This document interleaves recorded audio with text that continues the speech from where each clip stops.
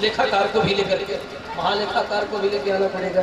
पता नहीं कब कब का क्या क्या किया है तुमने। तो छोटे लेखाकार से काम तो चले गए, लेकिन महालेखाकार हो सकता है पूरे परिषद को लेकर के आना पड़ेगा। तो आज भी नहीं, कल भी नहीं, परसों महात्मा जी जंगल में तप कर रहे थे। कल कल छल छल निनाद करती हुई नदी प्रवाहित हो रही थी। उस नदी से बने हुए अनेक तालाब, उसमें अनेक जलचर आनंद मना रहे थे। वृक्ष सुख सारिका भ्रमर गुंजार कर रहे हैं, कोयल कूकती है। बड़ा आनंदमय वातावरण है। दिव्य वातावरण के मध्य में महात्मा तप करते हुए सिद्ध हो गए। भगवान के अंतर ध्यान होते ही जाते ही पहला काम तप, पूरा वातावरण तपने लगा आग की तरह। देखते ही देखते तालाब का जल सूख गया, नदी का बहना बंद। सुख सारिका कलरव जो कर रहे थे सब जहां तहां जल के खोज में भाग चले। देखते ही देखते बालू की बरसात होने लगी, वृक्ष सूखने लगे। जैसे कोई वज्राघात हो जाए वैसे ही वज्राघात के तुल्य कुछ क्षणों में ही पूरा जंगल, नदी, तालाब वीरान। एक चुल्लू जल के लिए महात्मा का तलवा चटकने लगा। हाय को एक चुल्लू जल पिला देता, कल तो नहीं परसों मेरे प्रभु आएंगे, मेरे अनंत जन्मों के कर्म का फल प्रदान कर देंगे। यदि मैं यहाँ से चला जाऊं तो क्या पता न आ पाऊंगा, स्थान तो छोड़ूंगा नहीं। अब तो एक चुल्लू जल के लिए तलवा चटकने लगा। आज की रात्रि जैसे तैसे अगला दिन गुजरने लगा। जैसे तैसे वह भी दिन गुजरा, लेकिन अब तो गला सूख गया। शरीर की सारी शक्ति, सारी इंद्रियां शिथिल पड़ गई। ज्ञान कर्म सारी इंद्रियां निश्चेष्ट होने लगी उस ताप से। अब तो लगा कि महात्मा का प्राण निकल जाएगा।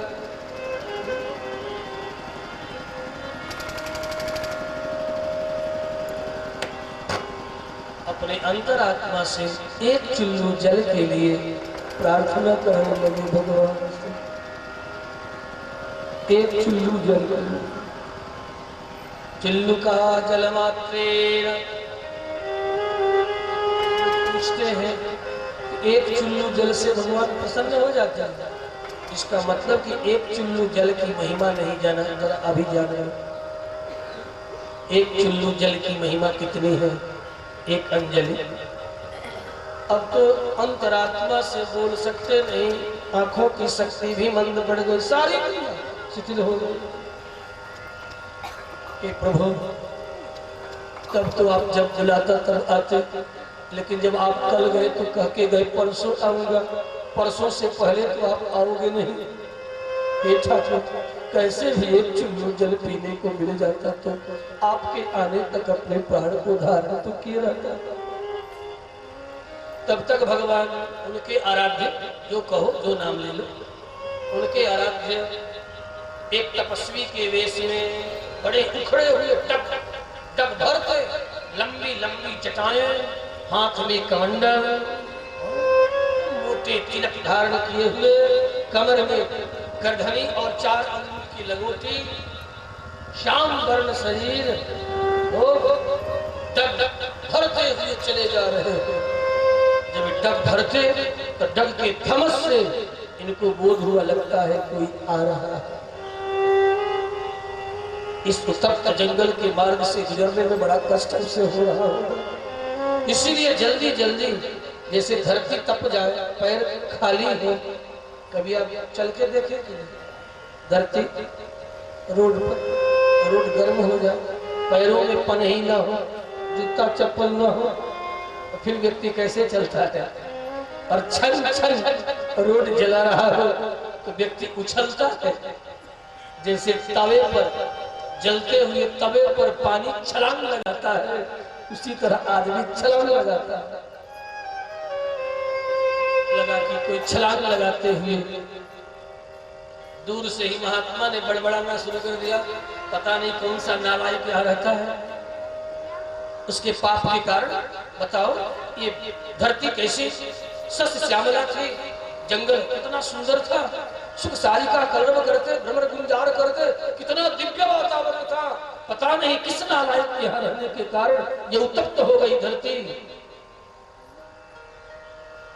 इस तरह उलाहना देते महात्मा भरते चले आ रहे हैं। जरा निकट से गुजरे, बहुत जोर जोर से चिल्लाया, लेकिन साए साए की आवाज निकली किसी तरह। तू ही आ रहता है? हाथ जोड़ा, हाँ मैं ही आ रहता। क्या बात है? एक चुल्लू जल पिला दे, कल मेरे ठाकुर मेरी सिद्धि का फल प्रदान करने के लिए आने वाले। अच्छा, एक चुल्लू जल पिएगा तो बदले में क्या देगा? बोल बोल क्या देगा? आज जो कहेंगे सो। भगवान महात्मा के रूप में आने वाले ने कहा जो कहूं सो देगा। हाँ बिल्कुल बिल्कुल। तो अपनी आधी तपस्या तुझे देनी पड़ेगी। बिल्कुल दूंगा, पर संकल्प कर।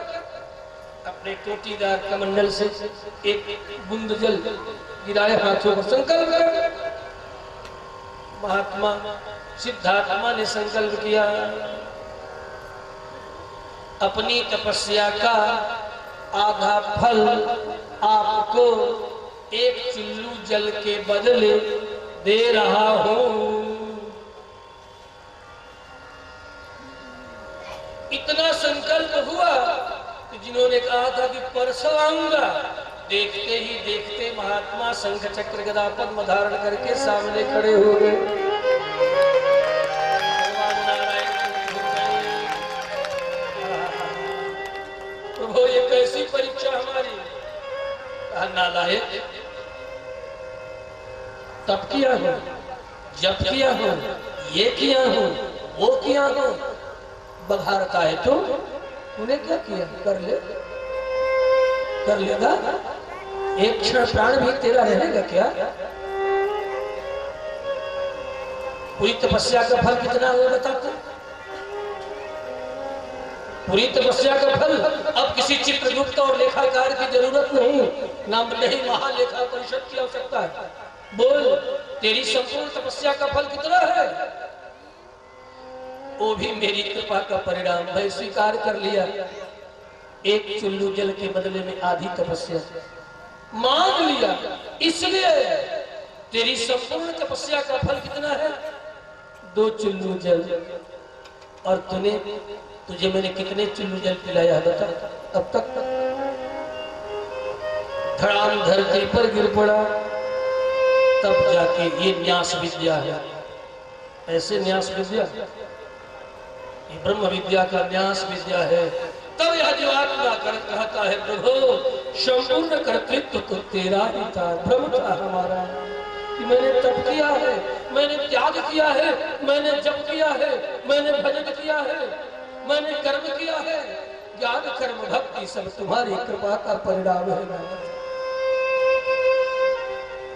और जब चरणों में धड़ा गिर पड़ता है, तब वह परमात्मा कहते हैं मोक्षयिष्यामि मा शुचः। कर्तृत्व के अभिमान के कारण तुझे ये अभिमान बहुत सता रहा था, तो मेरा हो गया, तो मैं भी आज से तुम्हारा हो गया।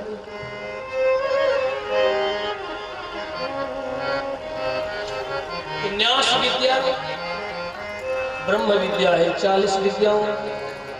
जब यह जीवात्मा कहता है प्रभु मैं आपका हूं, आपके लिए हूं, और जो कुछ भी आपने दिया है सब आपका है, आपके लिए है, मैं भी मेरे लिए नहीं हूं, मैं मेरा नहीं हूं। आज 7वां दिवस है, इसलिए भागवत का हृदय प्रकट कर रहा है। भागवत का हृदय है, मैं मेरा नहीं हूं, मेरा फिर मेरा कैसे हो? जब मैं ही मेरा नहीं हूं तो मैं किसका हूं?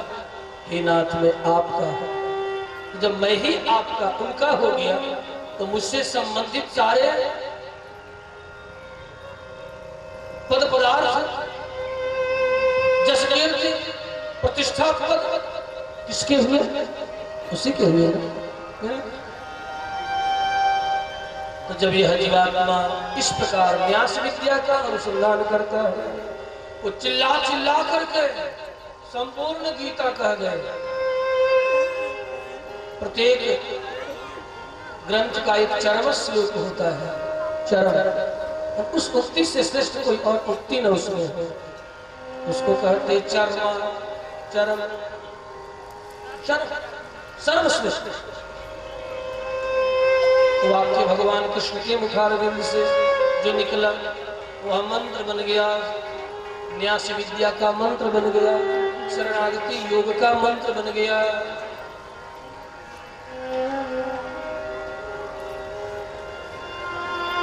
न्यास विद्या में उपनिषद पुरुष कहते अहमन्नम अहमन्नम अहमन्नम। जरा बुद्धिजीवी लोग समझ पाएंगे। अहमन्नम, अन्न किसे कहते हैं? आप कहोगे जो हम खाते हैं उसे अन्न कहते हैं। जिससे प्राण का पोषण होता है उसे अन्न कहते हैं। भगवान न्यास विद्या में कहते अहमन्नम, मैं ही अन्न हूं। इतना ही नहीं, अहम अन्नादः, अन्न को खाने वाला भी मैं ही हूं। दोनों बताए, मैं अन्न हूं और अन्न को खाने वाला भी। अन्नाद, अन्नम अग्नि अतएव अन्नादा, मैं अन्न को खाने वाला। हम सब कौन है? गीता 11 अध्याय। चूर्णितै उत्तमांगैः केचित् विलग्नाः दशनान्तरेषु। देखा अर्जुन ने कि भगवान श्री कृष्ण के विश्व रूप में सारा जगत समाता चला जा रहा है और अपने बड़े दाढ़ से चढ़ चढ़ करके चबाते चले जा रहे हैं। केचित् विलग्नाः दशनान्तरेषु, कुछ दांत में लटक रहे हैं और कुछ दांत और जिह्वा में पिस करके चले जा रहे हैं। चले जा, चले जा। अहमन्नम अहमन्नम, मैं अन्न हूं, अहमेव अहमन्नादः अहमन्नादः। अदंतम अन्नम अग्नि, मैं ही सबको खाने वाला। वेदांत सूत्र 4 अध्याय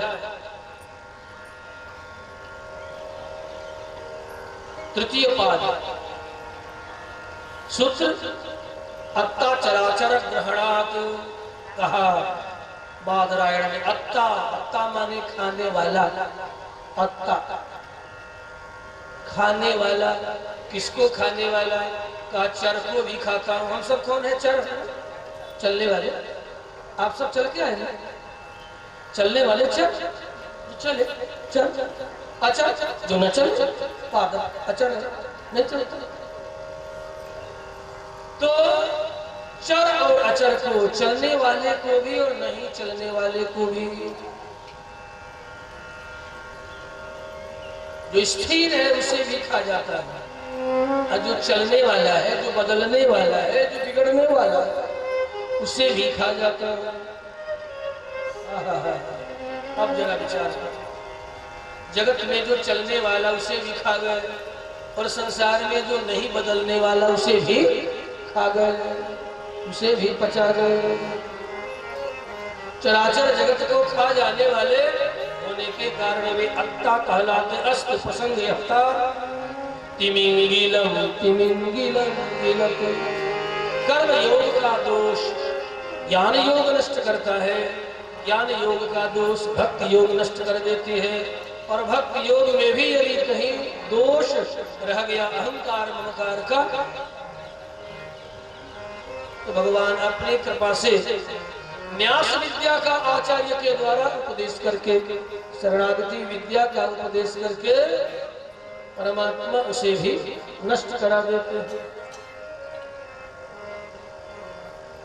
कर्म योग छोटी मछली, उससे बड़ी मछली ज्ञान योग, उससे बड़ी भक्ति योग, और सबसे बड़ी मछली इन सब के दोष को खा जाने वाली विद्या का नाम है न्यास विद्या। अन्यथा कृतम कर्म शुभाशुभम अवश्यमेव भोक्तव्यम, किए गए कर्मों का फल अवश्य भोगना पड़ेगा, अवश्यमेव भोक्तव्यम। कृतम कर्म शुभाशुभम त्रिभिर्मासैः त्रिभिर्वर्षैः त्रिभिर्पक्षैः त्रिभिर्दिनैः। कर्म का दोष बड़ा भारी होता है। कहा त्रिभिर्वर्षैः त्रिभिर्मासैः त्रिभिर्पक्षैः त्रिभिर्दिनैः। 3 दिन, 3 सप्ताह, 3 माह, 3 वर्ष या 3 जन, आगे बढ़ो। अवश्यमेव भोक्तव्यम, अवश्य ही भोगना पड़ता है। तो बचूं कैसे? अज्ञान इस दोष को नष्ट करता हूं, बचा लेता है, और ज्ञान के भी दोष को भक्ति योग बचा लेता है। भक्ति योग में भी दोष रह गया तो शरणागति योग, प्रभु मैं आपका, मैं मेरा करा भी नहीं, न था न हूं रहूंगा, मैं मेरा नहीं हूं, मेरा भी मेरा नहीं। दोषों को नष्ट करने के क्रम में ये न्यास विद्या संपूर्ण दोषों को खा जाने वाली विद्या। आपकी आपका कोई भी दोष ठहर नहीं पाता है। इसीलिए भगवान कृष्णावतार में कहते हैं मोक्षयिष्यामि, समस्त दोषों से तुझे मैं मुक्त कर दूंगा।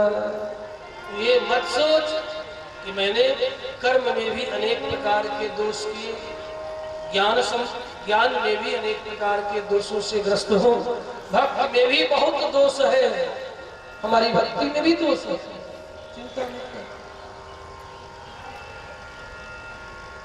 सर्वधर्मान परित्यज्य, जहां जहां तुझे लगता है कि इस उपाय से मैं आपको पा लूंगा, उस उपाय में जो तुम्हें कर्ता बुद्धि है, उस कर्ता बुद्धि को छोड़ दे, उपाय बुद्धि को छोड़ दे। ये कुछ भी उपाय नहीं है। दृष्ट्वा परिश्रमं कृष्ण कृपया सत्व बंधन, मैया जसोदा दौड़ रही है, कृष्ण भाग रहे हैं, छड़ी लेकर के छड़ी फेंक दिया, तो बधे कैसे? कहा परिश्रमं दृष्ट्वा, मुझे प्राप्त करने का जो श्रम है इस जीव ने बहुत किया है, ये देखते तूने कितना श्रम किया, उसे पाने के लिए श्रम कितना किया है, वे श्रम देखते हैं। तो जहां जहां तुझे उपाय बुद्धि है, सर्वधर्मान का कुछ लोग मतलब लगा लेते हैं कि जितने धर्म है सब छोड़ दो। पानी जब अपना धर्म नहीं छोड़ता, वायु जब अपना धर्म नहीं छोड़ता, तो अपना धर्म छोड़ देंगे? तो धर्मे निधनम श्रेया परधर्मो भयाया, धर्म कभी नहीं छोड़ना चाहिए। वैसे धर्म छूटता नहीं, लोगों को लगता है कि फला ने धर्म छोड़ दिया, धर्म छूटता ही।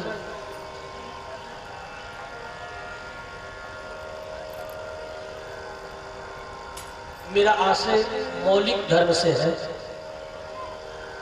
व्यावहारिक धर्म, हिंदू है तो मुसलमान हो सकते हैं, मुसलमान है तो ईसाई हो सकते हैं, कुछ भी हो सकते हैं।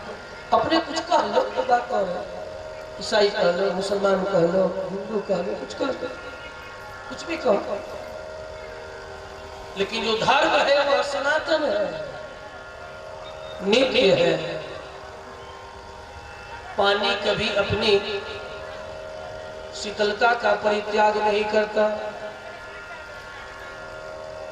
वायु कभी स्पर्श का परित्याग नहीं करता, आकाश कभी शब्द का परित्याग नहीं कर सकता, और पृथ्वी कभी गंध का परित्याग नहीं कर सकती, छोड़ ही नहीं सकती। जहां जहां गंध है वहां वहां पृथ्वी है। ये नित्य धर्म सनातन धर्म है। पृथ्वी का गंध सनातन धर्म है, वायु का स्पर्श सनातन धर्म है, और जल की शीतलता सनातन धर्म है।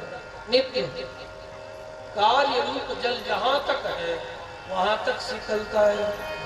हम तो गर्म करके अंगीठी पर उसके धर्म से उसको अलग कर देंगे, आप कर सकते हैं। अंगीठी पर गर्म करके आप कर सकते हैं, आप सामर्थ्यवान हैं, आपका ये सामर्थ्य है। आप गर्म कर जल को गर्म करके उसकी शीतलता को नष्ट कर सकते हैं, आप सामर्थ्यवान कर सकते हैं। लेकिन एक बात कहूं, चाहे जितने फ़ारेनहाइट पर जल को गर्म करो, उसी अंगीठी पर उसे डाल दो तो क्या होगा? अंगीठी बुझेगी कि तेज होगी? अंगीठी बुझेगी या तेज होगी? बुझ जाएगी ना। क्यों क्यों बुझ गई अंगीठी? इसलिए कि जल कितना भी गर्म है, उस सापेक्षिक उष्णता का हमने बोध किया कि वो गर्म है, उस गर्मी में भी जल की शीतलता विद्यमान है। भले मुझे न पता चले छूने पर, अरे ये तो फफूला डाल देगा, लेकिन शीतलता है। इसीलिए उसने अंगीठी को बुझा दिया। न्यास विद्या ऐसी विद्या है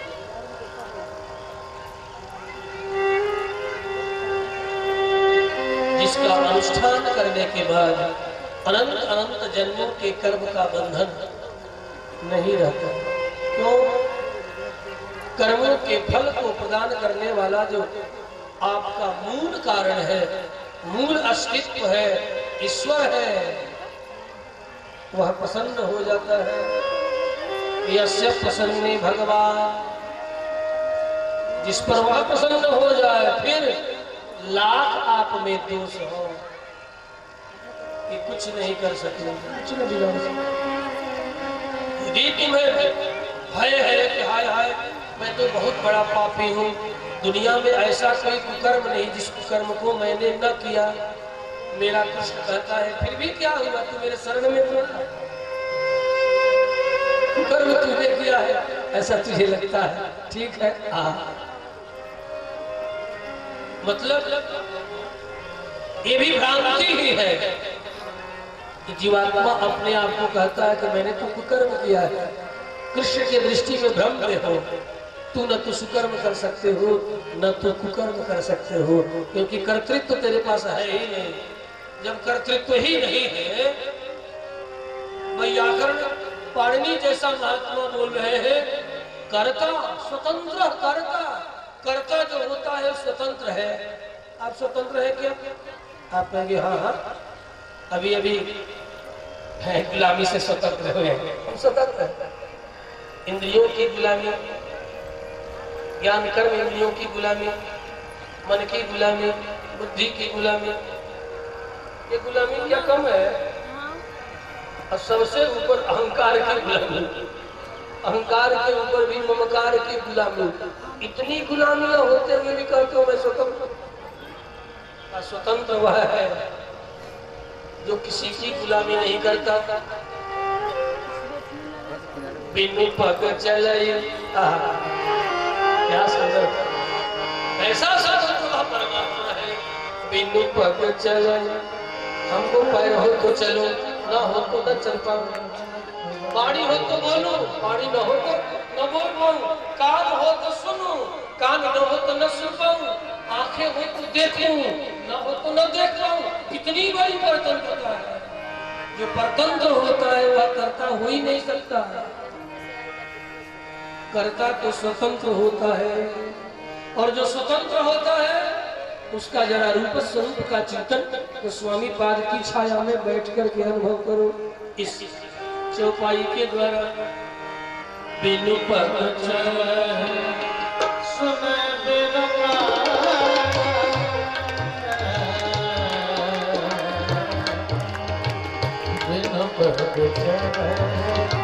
समय बिनु काना कर बिनु कर्म कर विघ्ना बिनु पद समय बिनु काना ज्ञान रहत सकल रस भोगी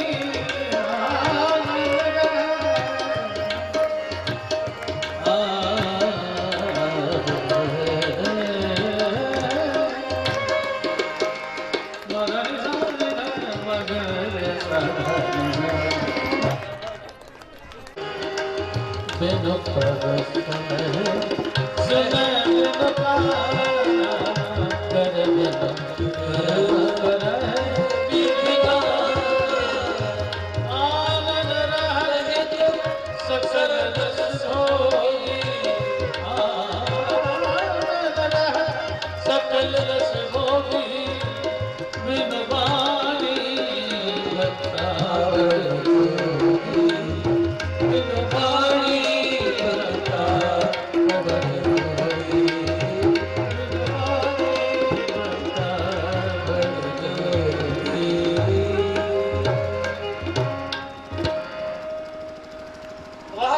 होता है जिन्हें ज्ञान कर्म इंद्रियों की कोई अपेक्षा नहीं है, जो ज्ञान कर्म और इंद्रियों से अतीत है, सर्वातीत है।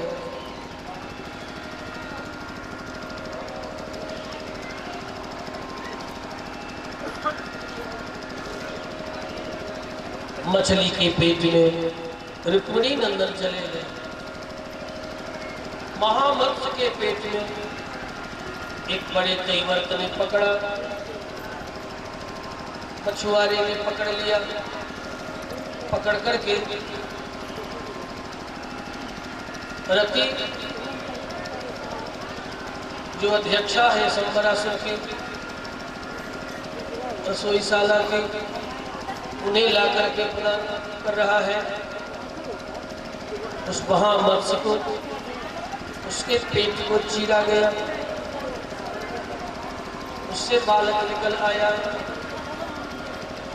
देखते ही अरे इतनी बड़ी मछली के पेट से ये बालक अद्भुत सौंदर्य संपन्न है, अद्भुत है। बड़ी कुतूहल से मायावती देख रही है। मायावती और रति एक ही बात। पूर्व देव शरीर में रति नाम और संबरासुर यहाँ जब आई तो मायावती नाम रखा। मायावती महामाया, महामाया विनाशिनी, बहुत बड़ी मायाविनी।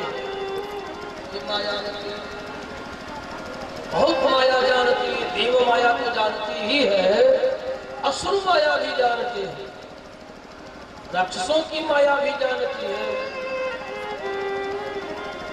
इस बालक को कुतूहल भरी दृष्टि से देख रहे थे। उसी समय सत्य लोक से बिना प्रतान छेड़ते हुए देवर्षि नारद का आगमन हो। देवर्षि नारद ने कहा जरा सा एक तरफ हटाकर, देवी यही आपके पति देव मछली के पेट से प्रकट हुए हैं। अच्छा, पहले इनका जन्म हुआ रुक्मिणी के पेट से। इस दुष्ट संबरासुर ने अपहरण करके सोचा ये कि प्रद्युम्न मारे गए, आपके पति देव मारे गए, लेकिन प्रारब्ध के कारण आपकी तपस्या का फल है, समुद्र में डुबो दिया, मछली निकल गई। आप इनका लालन पालन करोगी प्रेम के साथ। और जुआ होते ही इस रहस्य का ज्ञान कराऊंगी। बड़े ही प्रेम से रति ने इनका भरण पोषण करना प्रारंभ किया। ऐसे दिव्य रसायनज्ञ थे, ड्रगिस्ट और केमिस्ट दोनों।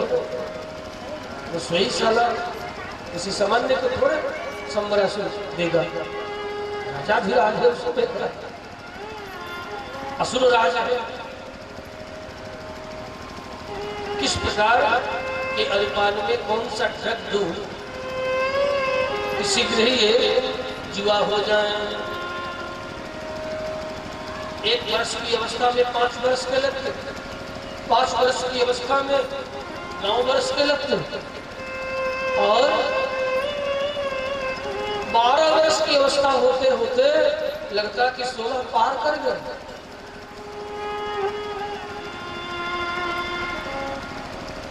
एक दिन मायावती ने जुआ होते ही भरण पोषण का जो भाव था, वात्सल्य भाव या कहूं मातृ भाव, उस वात्सल्य को छोड़ करके, मातृ भाव को छोड़ के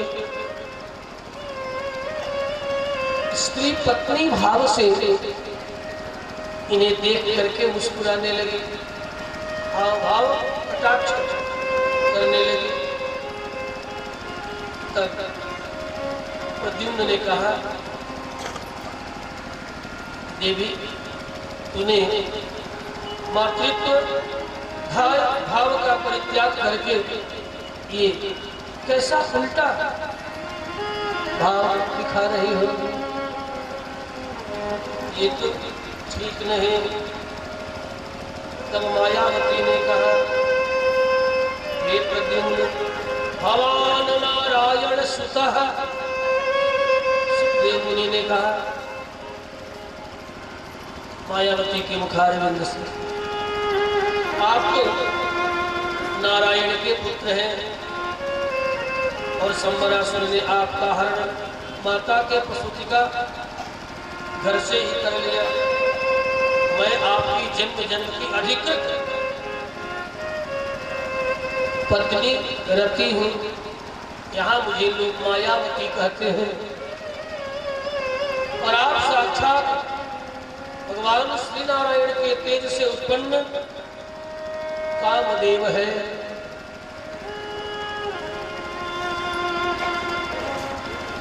आपकी मां रुक्मिणी गुलरी पक्षी की तरह विलाप कर रही होगी द्वारिका में। क्या आपको अपनी माता का स्मरण नहीं होता? माँ की याद, क्या तू मेरी माँ नहीं? सारी कहानी कह करके सुनाया, कैसे संबरासुर ने अपहरण किया, कैसे मछली निकल गई, कैसे मछुआरों ने पकड़ा, उसके पेट से आप निकले, सारी कथा आद्योपांत सुनाई। अच्छा, इस संबर ने जन्म लेते ही मेरा अपहरण करके समुद्र में डुबो के मारने का यत्न किया। हाँ, इस संबरासुर को शाप है आपके द्वारा मारे जाने का। उठाइए जरा, उठाइए खड्ग, लीजिए हाथ में, ललकारिए संबरासुर को, समाप्त कर दीजिए। मैं आपको देवताओं की माया ही नहीं, दैत्यों की माया भी बताती हूँ। दोनों प्रकार की माया मायावती ने सिखा दिया। हाथ में तलवार लिए तुमने दी, संबरासुर के राज द्वार पर आकर के ललकारने लगे, संबर कायर, माता की पुष्टि, घर से मुझे अपहरण करने वाला, यदि वीर है तो आओ युद्ध कर मुझसे। निशाचमसिमुद्यम्य सकिरीटं सकुंडलम। दोनों ललकार सुनते ही संबरासुर निकल पड़ा। भयंकर युद्ध हुआ, तलवार के धार से प्रद्युम्न ने संबरासुर को मार डाला। देवताओं ने आकाश से पुष्प वृष्टि की। धन्य हो प्रद्युम्न, रुक्मिणी नंदन धन्य हो, धन्य हो रुक्मिणी नंदन, धन्य हो। ओ कृष्ण नंदन काशणी, धन्य हो, धन्य हो। हम देवताओं की आपने रक्षा कर। देखा प्रद्युम्न ने देवताओं की तरफ बार बार आकाश से पुष्प बरसा करके मानव सेवा अपनी प्रसन्नता व्यक्त कर रहे हैं। तो उसके बाद मायावती ने कहा, आप द्वारिका मुझे ले चले, मैं सुंदर विमान बना करके आपके लिए रखे हूं। कर्मयोगिनी भी है, कर्मयोगी समस्त तंत्रों को जोड़ने का योग जिसे पता था, देखते ही देखते विमान सामने खड़ा कर दिया। उसके हाथ में कितना हस्त लाघव होगा कि जब तक वो युद्ध से निपट करके आएंगे तब तक विमान तैयार कर दिया। हस्त लाघव से सारे तंत्रों को जोड़ के विमान तैयार। इस पर आप बैठे द्वारिका चले। आर्यया अंबरचारिण्यं पुरं नीतो विहायसा आक्रियमाणो दिविजैः स्तुवद्भिः कुसुमोत्तरे। देवताओं से बंदित होते प्रद्युम्न जी विमान पर बैठ करके मायावती गति के साथ द्वारिका के तरफ चल पड़े। आकाश मार्ग से मैं द्वारिका आता हूँ, देखता हूँ द्वारिका में क्या हो रहा है। रुक्मिणी का विशाल आंगन, 16,108 रानियां, बीच में कर्णिका के स्थान में रुक्मिणी बैठे हुए हैं और उनके अगल बगल अन्य 7 पट्ट रानियां बैठे हो। इसके बाद मंडलाकार 16,100 रानियां बैठी हुई है। आज सभा हो रही है। रुक्मिणी के महा आंगन में यदा कदा सभा होती और सभा की अध्यक्षता भगवती रुक्मिणी कर रही है। सभा का मुख्य विषय है आपके पेट से बालक जन्म तो लिया, परम सामर्थ्यवान भगवान श्री हरि अब तक उन्होंने कुछ भी नहीं किया। कितने वर्ष गुजर गए। सभी रानियों ने एक स्वर से कहा, हम सभी अपने अपने कक्ष में भगवान श्री हरि के चरणों में निवेदन करेंगे कि शीघ्र ही कहीं भी आपके पुत्र हो, उन्हें ढूंढ करके लाया जाए। वे तो चाहे तो वैकुंठ से भी आपके पुत्र को लाके आपके चरणों में खड़ा कर दे। ऐसी इसकी महिमा है। सभी रानियों की इस प्रेम को निवेदन से रुक्मिणी की आंखें भर गई है। बहनों का तो ठीक रही हो, क्या पता वे ऐसा करेगा। तब तक आकाश मार्ग से विमान पर बैठे मायावती रति के साथ प्रद्युम्न जी देखते ही देखते विमान नीचे उतरा। सभी रानियों के सामने आकाश से उतरते हुए विमान को देखा। कितना विशाल आंगन होगा, हेलीपैड भी है आंगन में।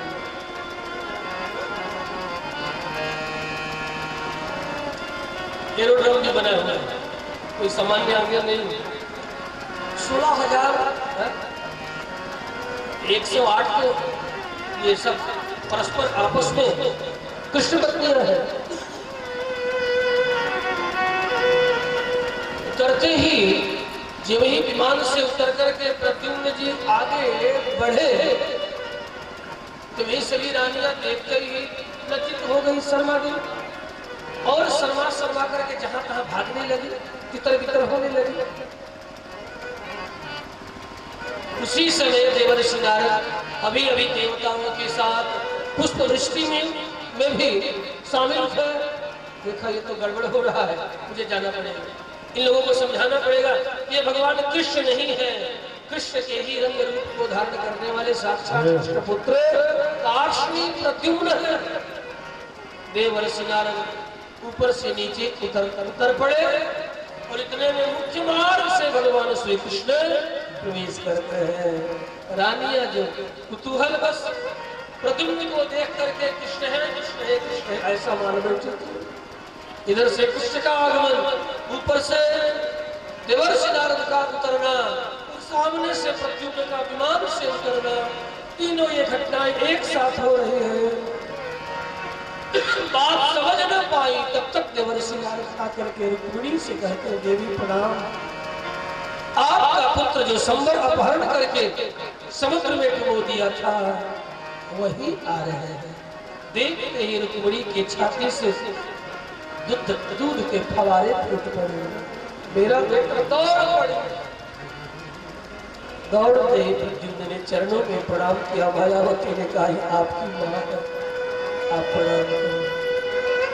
स्वतः भी चरणों में प्रणाम किया। प्रद्युम्न और मायावती का विधिवत द्वारिका सजी है, बधाइयां गाई जा रही है। विवाह संपन्न हुआ। रुक्मिणी, प्रद्युम्न, मायावती का विवाह हुआ। जादू भरी तेरी अखियाँ जिधर गई, जादू भरी तेरी सभी माताएं आनंद में भरी है। नैनों की कटारी बारी बारी छुई छुई, हाँ नैनों की कटारी बारी बारी छुई छुई, हीरा में उतर गई जादू भरी तेरी अखियाँ जिधर गई, जादू भरी।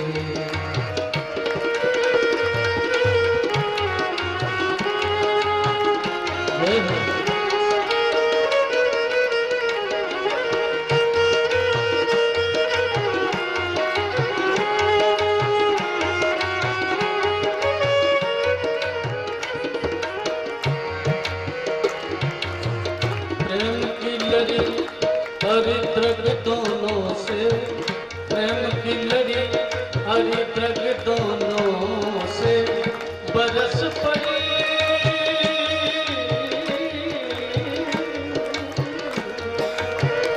बरस पड़ी मोती सी बिखर गई, जादू भरी तेरी अखियाँ जिधर गई, जादू भरी तेरी अखियाँ जिधर गई। नैनों की कटारी बारी बारी छुई छुई छुई, नैनों की कटारी बारी बारी छुई छुई, हीरा में उतर गई जादू भरी तेरी अखियाँ जिधर गई, जादू भरी।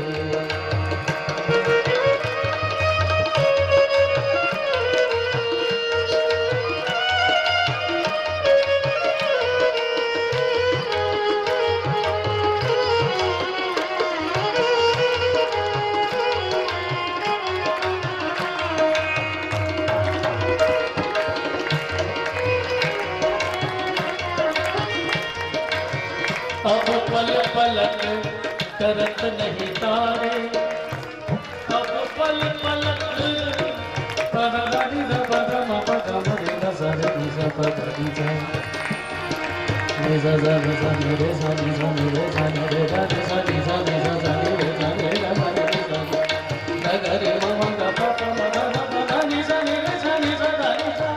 अब पल पलक करत नहीं तारे, पल पलक तरत नहीं तारे, जादू अब पल पलक तरत नहीं तारे, छिन छोरत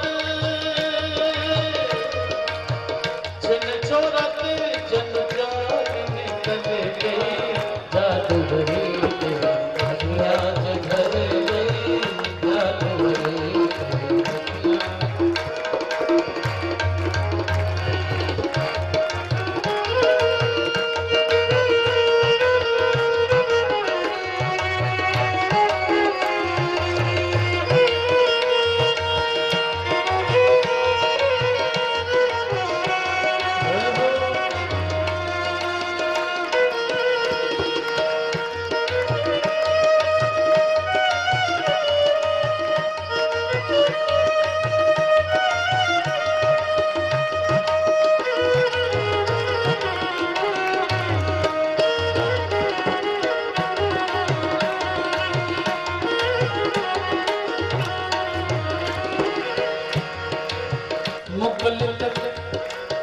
मुकुलित ललित कलिय हिय विकसित मुकुलित ललित कलिय विकसित मुकुलित ललित कलिय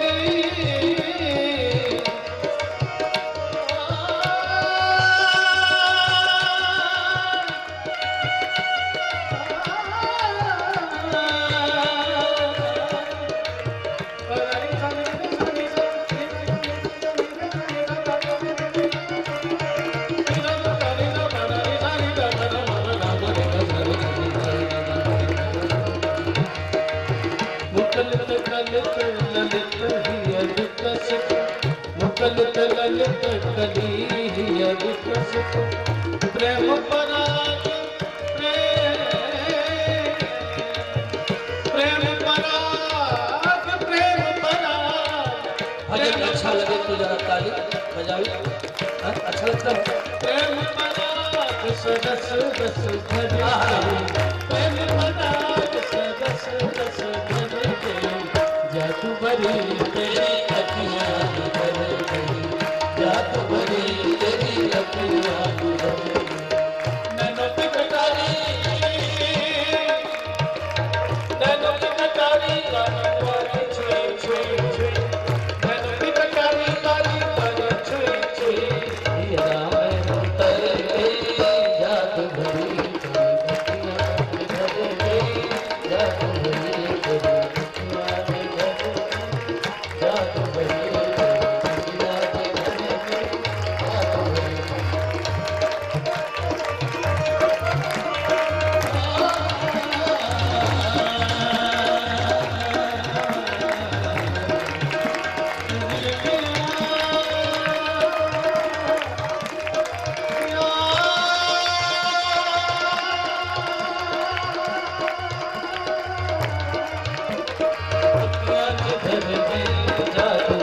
तेरी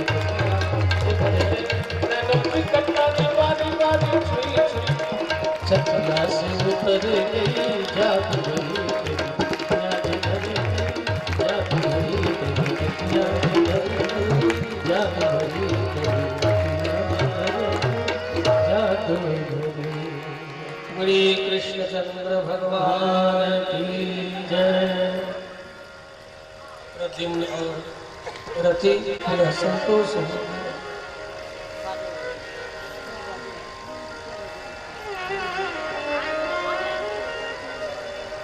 देवकी वसुदेवस्य कृष्णरामौ तथा श्रियः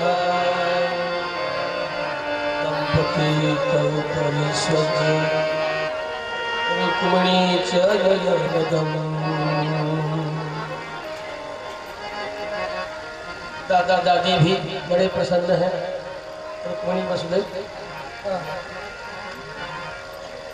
देवकी वसुदेवस्य कृष्णरामौ तथा स्त्रियः दंपती तौ परिषद् रुक्मिणी च ययवदम्।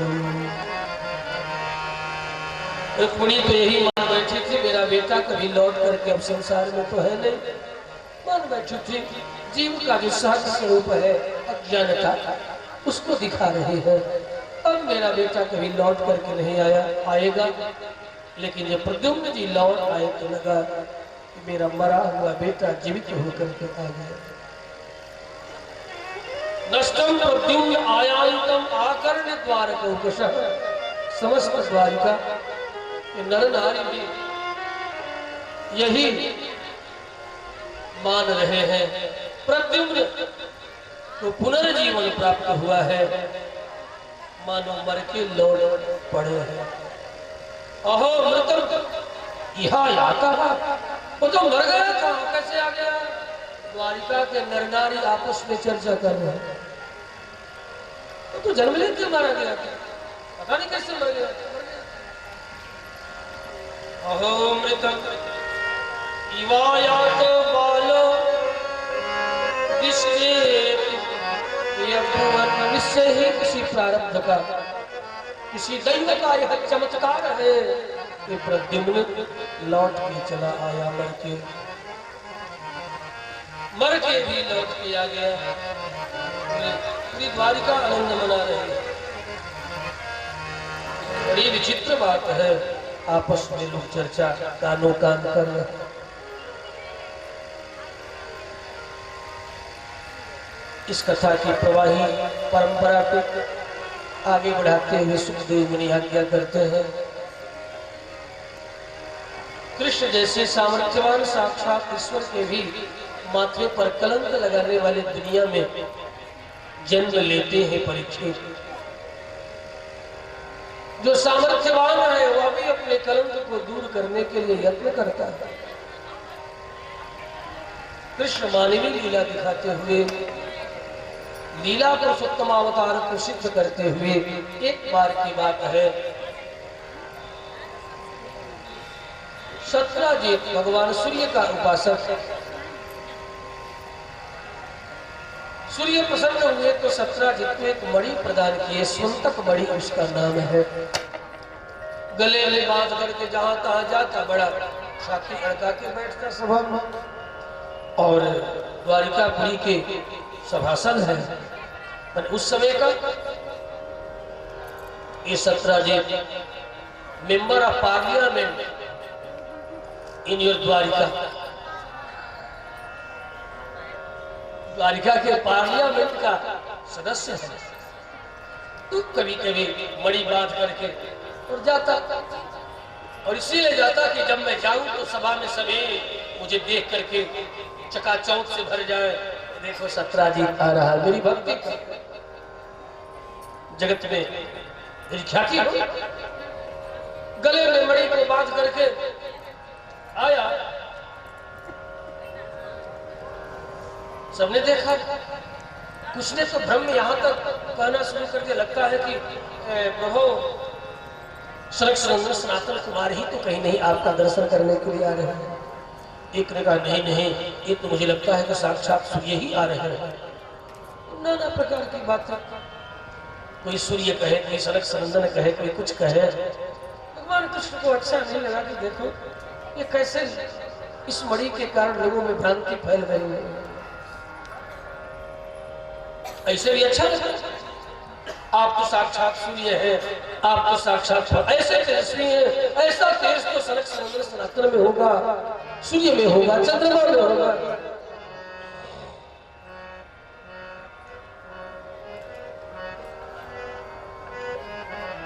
भगवान कृष्ण ने सत्यजीत से कहा कि देखो इस प्रकार की मणि, बड़े बड़े दीपाल द्वारपाल विविध लोगों के आज नाना उग्रसेन को उपहार भेंट करते हैं। हमारे द्वारिका के राजा तो यही है।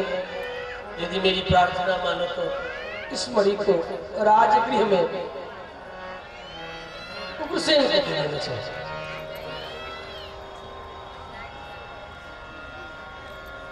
इतना सुनते ही कुछ ने तो व्यंग में यहां तक कहा, नारायण नमस्तेस्तु, हे नारायण आपको नमस्कार है। सभासदों में व्यंग भी करने वाले होते हैं सभा में, कब कौन क्या बोले कट कर। तो कुछ ने तो कहा हे नारायण आपको नमस्कार,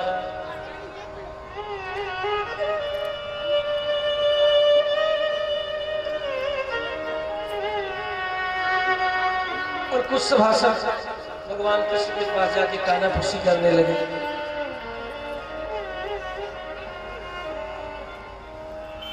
भगवान कृष्ण ने सत्यजीत को कहा कि मणि आप दे दे। सत्यजीत को अच्छा नहीं लगा, दुखी हो गए, और स्वाभाविक भी था, क्यों ना दुखी होता, दुखी होना भी चाहिए।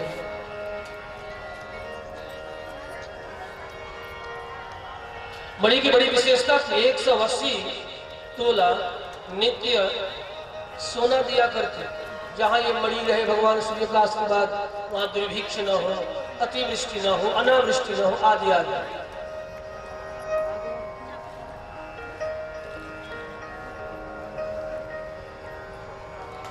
समझ बैठे बैठा ये सत्राजित की कृष्ण बड़े लोभी हैं, लालची हैं। एक मणि भी मेरे गले में सहन नहीं कर पा रहे हैं। और जरा ये बात ठीक भी है, मानवीय दृष्टि से ठीक नहीं है, सहन करना चाहिए था। और इसी का परिणाम क्या हुआ, कृष्ण के माथे पर कलंक मिट गया। ये घटना दो बात हमें सिखाती है। यदि कोई अपने त्याग तप तपस्या के द्वारा किसी देवता को, किसी विशिष्ट व्यक्ति को प्रसन्न करके कोई जस करके प्रतिष्ठा प्राप्त कर लिया, तो भगवान ही सही, ये नहीं चाहिए कि तू फला कर दे दो, ढिका कर दे दो, तो नहीं चाहिए। ये तो व्यक्ति भगवान होते हुए भी कलंक का पात्र बन जाता है। ये कथा हमें ये बात सिखाती है।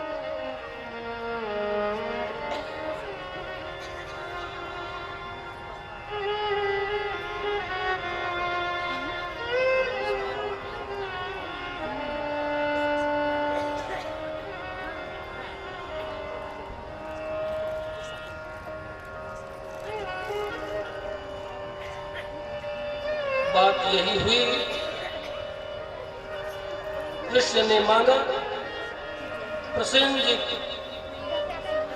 सत्राजित को अच्छा नहीं लगा, उठ करके चल दिया उसी समय समाचार कि देखो तो सही, द्वारिका के नाथ हैं, देखभाल द्वारपाल उनके चरणों को नमन करते हैं। अब एक छोटी सी मणि कैसी तपस्या करके मैंने पा लिया, ये कितना अमर्ष करने वाला है।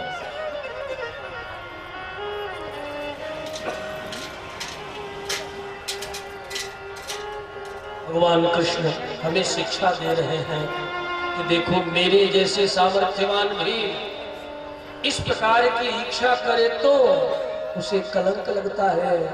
तुम किस गली में हो? लौट के चला गया, मणि उतार कर रख दिया। और अगले दिन इसका छोटा भाई प्रसेनजीत मणि को गले में बांध के घोड़ा पर बैठ कर जंगल में शिकार करने चला गया। शिकार करने गया तो एक बाघ ने देख लिया, बाघ के चक्कर में पड़ गया। तो व्याघ्र ने घोड़ा से प्रसेनजीत को मार के और मणि भी गले से अपने जबड़ों में दबा करके भागा। भागते ही एक भल्लूक ने देख लिया, भालू ने, और सामने आकर के इस व्याघ्र से भयंकर युद्ध किया। अंत में इस भालू ने इस बाघ को मार के और उस मणि को अपने जबड़े में दबा के जिस गुफा में रहा करता था चला गया। ले जाकर के अपनी बेटी को दे दिया, वो बेटी खेलने लगी। ये भालू कोई और नहीं, जामवंत अति मंत्री बूढ़ा सो की हुई है समरारी, वही वृद्ध मंत्री जाम्बवान है जो रामावतार में रावण के साथ युद्ध करके भी अपनी भुजाओं की खुजली न मिटा सके। रावण जब प्रहार करता जाम्बवान के ऊपर तो जाम्बवान घुटने टेक लेते और जरा टलमलाते, बस इतने बलवान। जब भगवान का बामन से विराट बन गए बामन अवतार, उस समय भगवान विराट की इन्होंने 21 बार परिक्रमा की थी। अद्भुत इनका तेज है, गति है। रामावतार में जब भुजाओं की खुजली न मिटी